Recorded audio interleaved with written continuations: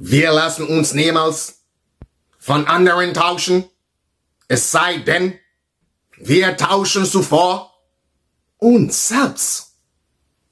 We are never fooled by others, lest we first fool our own selves.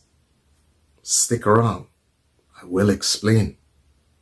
Now, if you went to Sunday school, you will remember that they taught you, by their fruits you shall recognize them. By their fruits you shall recognize them. And you know what they say. They say thorn bushes never bear grapes, and briars never bear figs. There's also a saying that desperate men will do desperate things. So when these desperate, naive politicians who never held on a job in their whole life, many of them, okay, came together with a charlatan, an imposter, who basically went into a company that was built on the backs of others and then left the company, raided all the clients of the company, okay, and ended up prosperous. Now, what do you expect, or what you thought was going to happen when such a gentleman attains the reign of any power in any society?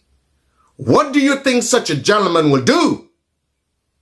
You expect the gentleman will not continue to use opportunities and ride the backs of people to get to where that gentleman wants to get?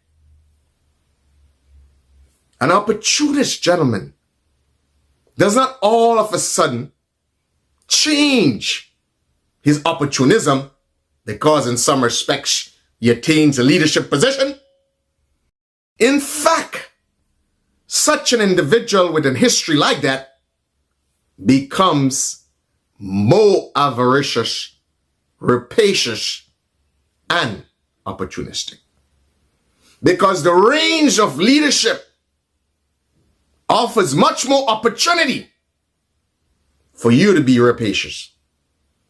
Offers more opportunity for you to engage in nepotism. Offers more opportunity where people want to bribe you and you would want to bribe them. So, an individual who has a disposition and that sort of character and history might just be willing to use those opportunities given. So in some respects, when that crew came together, it was a crew of, in some respects, desperate men. It was a crew of desperate people. And desperate people do desperate things. They will say and they will do anything to attain power.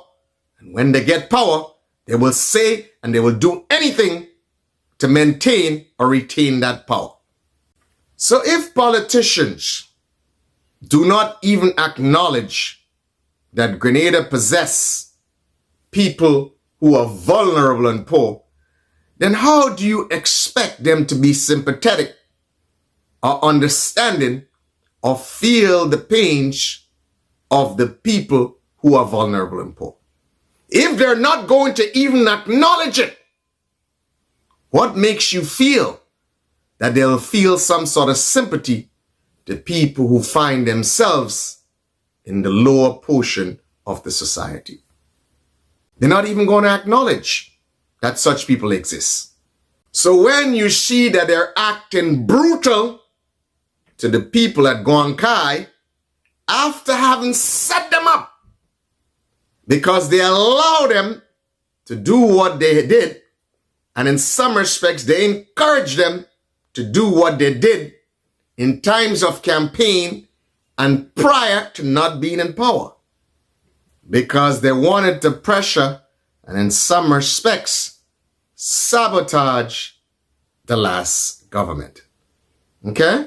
So they pretended that they were some knight in shining armor coming to protect the poor people of the South. And then when they achieve what they wanted to achieve and attain power, they don't need these people anymore. They have bigger opportunities before them. They have new friends. Okay?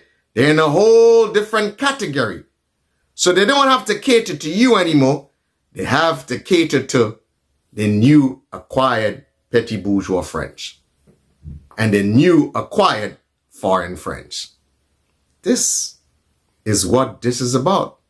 But you people who voted for them, okay, and allowed yourselves to be bamboozled in the last campaign, you, in some respects, fooled yourselves and set yourselves up for what is happening to you right now.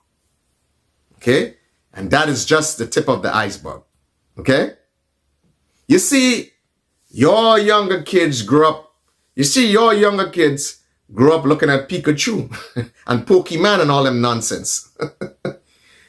If you grew up looking at Western movies and Kung Fu movies, then you would not have been surprised by what they're doing to you right now. In some respects, you people who voted for them after you were bamboozled and bribed, okay, and given pennies just before the campaign, guess what? You were the vehicle to take them to power. You were the vehicle to take them to enrichment. Because as I have said, these people never had jobs, okay? They were desperate, and desperate people do and say desperate things and anything to achieve the realm of power, okay? So you are the vehicle taking them to power. And of course, once that vehicle reaches its destination, they don't need that vehicle around anymore. Not at all. For the time being, they don't need you around anymore. And the thing about it, you see, they so understand the psychology of the people who voted for them that they figure, I could disregard them and I can do whatever I want for now. And then around campaign and prior to election, I can come hit them off with a couple of dollars, penny on a dollar. And guess what? I'm going to get them to vote for me again. This is the level of respect that these people have for you. Okay? And in some respects, you set yourself up to being treated like that. Okay? Now they treat you in such a brutal way. You'll be like, oh, you'll say and you'll get all excited and you'll get all emotional. But guess what? Coming prior to election, they're going to come to you, hit you off with a couple of dollars, and you're going to fall in the same trap again. So you are responsible for your own condition because you play your own selves. You cannot be played, you cannot be fooled, you cannot be bamboozled lest you first fool and bamboozle and play your own selves. So you make it easy for these guys.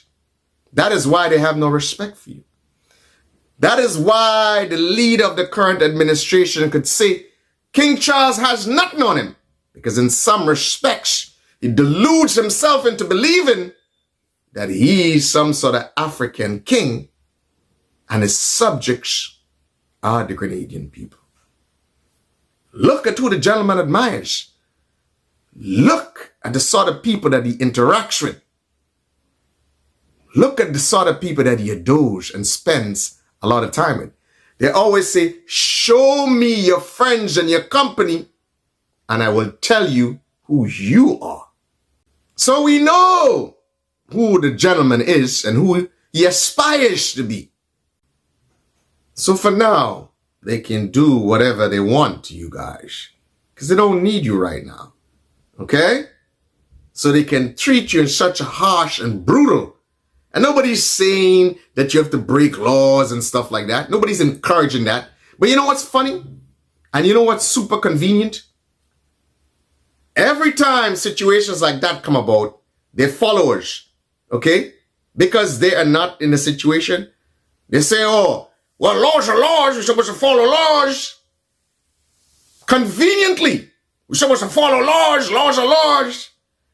But if it was something affecting another set of their followers, they will skirt around, bend, break, okay, and shift laws to accommodate them. Okay?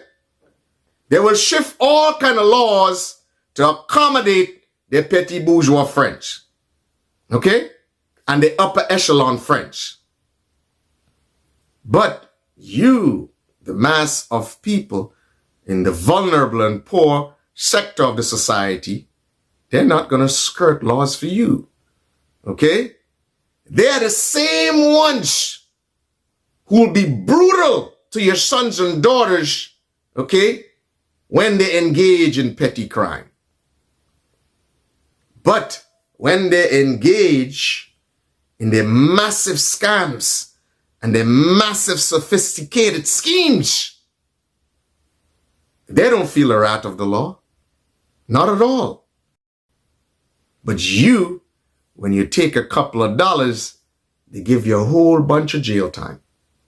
So if you don't understand how it works by now, then God help you people. You never will. As I said, you are the vehicle to take them to power. And when they have arrived at power, they don't need you in the short term. They don't need you anymore. That is why you see somebody say, oh, I've been calling Minister Andy and he's not returning my call. Why would he return your call when he's busy engaging and talking to his new acquired friends? But you never like and you never support people who's really and truly off you. Like Mr. Nicholas Macmillan of the St. George Northeast constituency. Here is a gentleman. Here is a gentleman that has been through the struggles that you have been through and understands the struggles you've been through. Can relate to what you have gone through and probably is going through right now. But you don't like to elect people of your own. You look at these wannabes, okay, these charlatans and imposters, and they play with your head and mind, and you elect them. And this is what they turn around and do to you. They set you up. Because prior to all of this, they say, oh, don't worry, oh, I'm going to bring you water, I'm going to bring you roads. Okay? Build wherever you want to build. Because they know ultimately they can use law enforcement and the powers of law to deal with you. But you think, oh, wow. Oh, my Minister Andy loved me. Oh, look at that. He said I can build wherever I want to build. So much for love. But again, this is not just about Minister Andy. This is a crisis of leadership. Because none of this could be done without approval from the top. And probably the motivation is actually coming from the top. But they think they're smarter and brighter than everyone else. So what they usually do is that they get their lieutenants, their ministers and other people to do their dirty work for them. So it doesn't seem to you that it emanates right from the top. This is the game they play with you. This is from the top. This is a gentleman who pretends and he goes to the UN and he says, I used to jog water when I was a little boy. And he pretends now he doesn't understand the circumstances of the people of Gwankai. But, I mean, this is not surprising. Again, you have to look at someone's history. Again, as people who went to school with the gentleman never wanted to hang around anybody that looked like him or came from the same social background as him. He wanted to hang out with the mercantile class and the petty bourgeois in high school. What does that tell you? So are you surprised when the gentleman enters and gets the realm of power that he would be unwilling to relate to the struggles of the poor and vulnerable. Does not care about them. You are his subjects. He sees you only as a vehicle to take him and his crew to power. So many of you have outlived your usefulness. And the thing about it, because, there's always people catching tail at the lower end of the society. So there's always going to be new people who will get caught up in the political sham. Because just before the next campaign, for all the people who are brokenhearted and brutally treating, there are going to be 10 more who will be willing to come and follow them for a couple dollars. They know that. That is why they can decide to be extremely callous and brutal with you people. Even though you helped them in the past. Even though you work your asses off on their campaign to bring them to power. They know they're going to they figure that you guys come a dime a dozen. So that is why they're doing what they're doing right now without any remorse, without any sorrow, without any heart. That is why. But again, you set yourselves up. I even heard that many of you, after they won the last election, heard many of you were so brutal. Heard many of you were so disrespectful that you even showed off your genitals to your neighbors. That's what I heard. It's like, oh, we win now. Are you guys saying that now? You win now? As the saying goes, they're giving it to you guys without grease. No mercy. But these are the sort of callous, cold, and brutal people that you're dealing with. If these people are willing to wholesale sell out your sons and daughters by lowering the age of consent to NGOs, who do you think is you? You are commodities to these people. You're only meaningful to them in as much as you can allow them to enrich themselves. That is how they see you. You are their subjects. There's no love and there's no respect for you.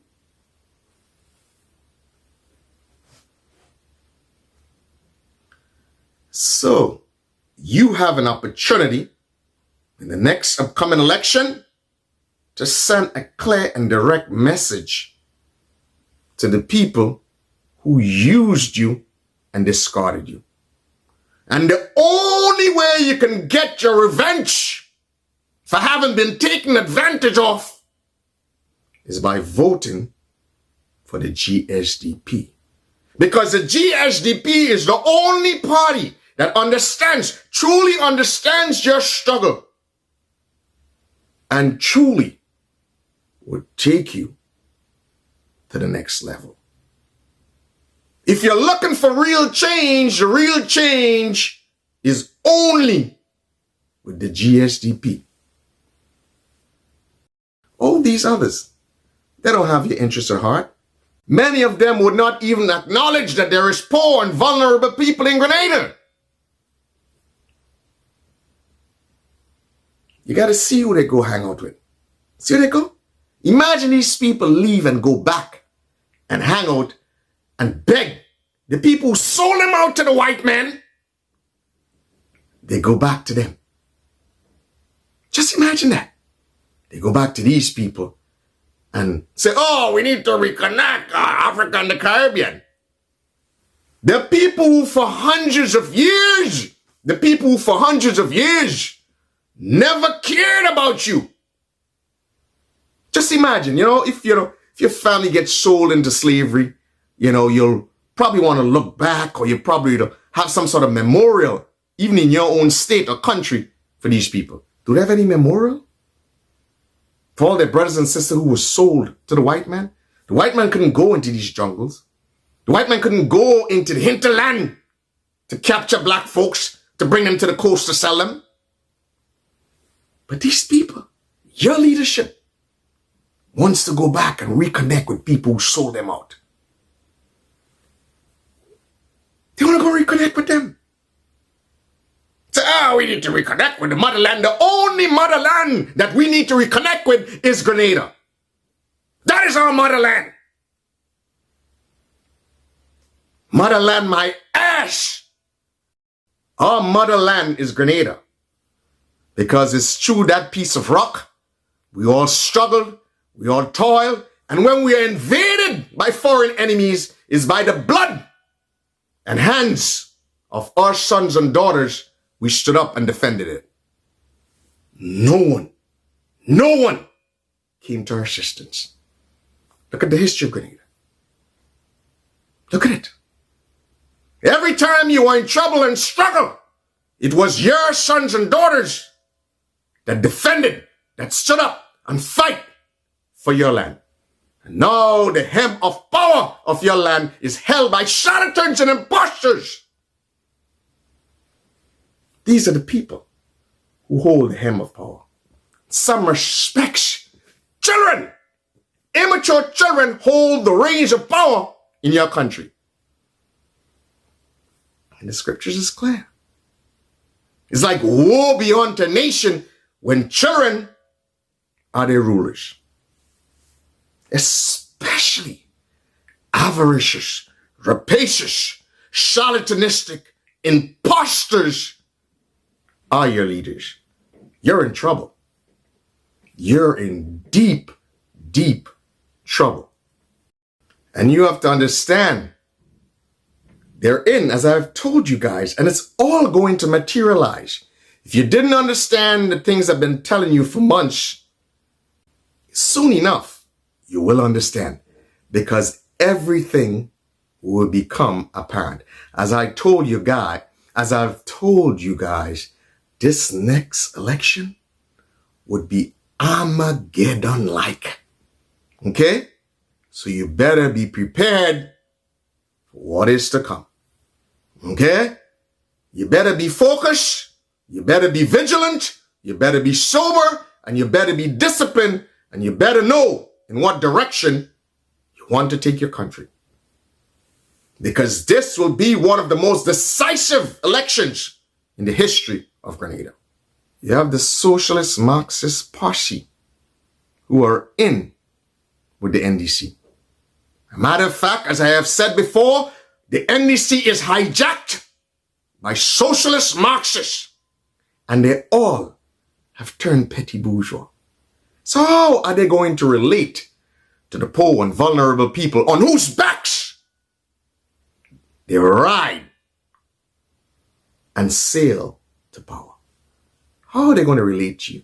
All of them who pretended they were socialist Marxists, okay, in 1783, they all now became and are what they always wanted to be. Petty bourgeois. Okay? As a matter of fact, many of them were hypocrites even then, because they came from the mercantile and land-owning class. But they all pretended to you that they were some part of the proletariat. They deceived you then, and today, the deception is even more sophisticated. So this socialist Marxist element that pretends that they love the poor and the working class, and yet still they will stand by and encourage what is being done to the poor and working class. They will set you up and use you to gain power, and then they will unleash hell on you. Okay? And they give one or two of the insiders, they give a little token of house. They say, oh, look! And they parade it all over social media. But look at the numbers. Look at the money they received in donations, over 200 and something million. Plus 118 million. Okay? From the CREF program. What did they do with that money? What did they do with that money? Again, $50,000, $60,000 to build a house. How many houses did they actually build? It doesn't even get up to $20 million. Did they spend $40 million on you to build homes? Did they? Absolutely not. If they spent $5 million, they spent a lot. But this is what you accept. This is what you allow these people to do to you. In cahoots with these socialist Marxists who pretend that they love the poor and middle class. They themselves, they're all petty bourgeois. They're all petty bourgeois now. They become what they always wanted to be. It was a gimmick from 79 to 83, and today it is even more sophisticated gimmick. So, the opposition continue. You guys play softball. You guys don't even realize that you're up against a triumvirate. Okay? That's what you're up against. You have the socialist Marxists who are in with the NDC. Okay? You're against them. You're against the NDC petty bourgeois elite within the party. And then you're against new rivals to the game. So you're fighting on three fronts. Good luck with that. If you don't realize the NNPU, if you don't realize that you're fighting on three fronts, then I don't know what to tell you. You have to realize that in the end, this would come down to making the right and proper alliances. So if you don't see that it is in your interest to respect and to make the right alliances with the GSDP at a very early stage, then you have a problem. If you think you can go this alone with the softball you're playing, and then you have a problem. Because they, that triumvirate, okay, have an alliance and they have an axe to grind, and they always want to make sure and ensure that what they claim, the legacy of Dr. Keith Mitchell, is destroyed. That's the aim. They have such a virulent hatred for Dr. Keith Mitchell and his legacy that they will say and do anything to ensure that the NNP never, ever has a say in politics in Grenada again. You have these socialist Marxists. Again, remember, they see Dr. Keith Mitchell as the effigy. To them, he's a villain because he has, in their terms, to use their term, he managed them for the last 40 years. But no, they broke out of their mold. See what they did? They sneaked in to the NDC slowly and slowly and slowly. At one time, the NDC was more right of center than the NNP.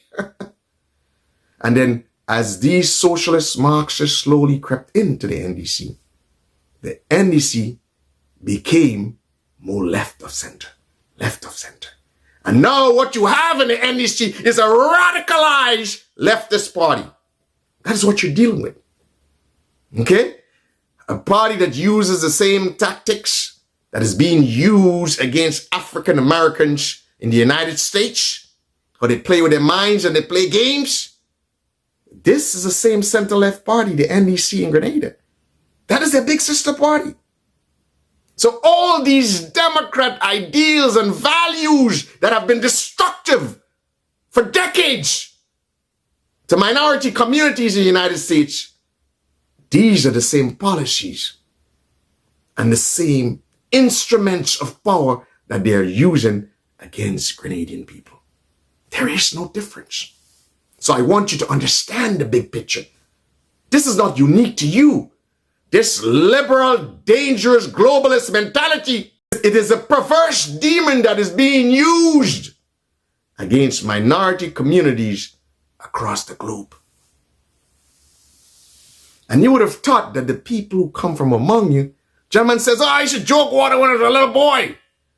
You would think that they'll be able to understand your struggles. But no, you have some people who, when they leave that status of life and they quote unquote elevate themselves and they have new friends, okay, and they have new petty bourgeois friends and foreign friends, they do not want to remember those days. And they do not want to be around you. The only how they are around you in a capacity of using you to elevate themselves even more.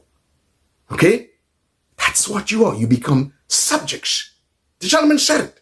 King Charles didn't have nothing on me. He's right. Because Grenadian people in some respects have adulated the gentleman so much that he feels he's like some African king over Grenadian people.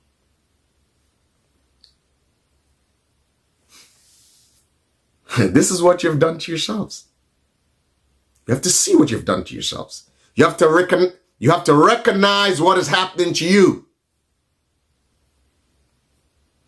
And through deception, through emotional language, through false pretense, guess what? They keep some sort of cultic hold over you. But you have to recognize what is being done to you and break out of that stranglehold of powers of darkness. That is a dangerous situation that Grenada now finds itself in. So it's only the GSDP would be able to liberate Grenada from the shackles of these charlatans and imposters. Only the GSDP has the guts to confront that triumvirate. Okay? Only the GSDP. As shown. So the bottom line is this. Do not be surprised when you see what they're doing. Do not be surprised. You should have been easily able to predict that it would come to this. And there's more to come. There's more to come. They'll become more vicious, more devious, and more dangerous as time gets closer to election. But the GSDP cannot go it alone. The GSDP cannot be fighting for you if you do not want to fight for yourselves. You have to want to liberate yourselves from the shackles and the clutches of charlatans and imposters. You must. The future of Grenada, the future of your children and grandchildren depends on it. Okay, well, as I've always said, if you enjoy our program, please comment, okay? Share and like. Make sure you share, because hopefully we can bring awareness, and through awareness there can be education, and through education, ultimately, there will be liberation from charlatans and imposters. And feel free to support us. The more you support us, the more we can do things to get the message to every Grenadian far and wide. Guten Abend.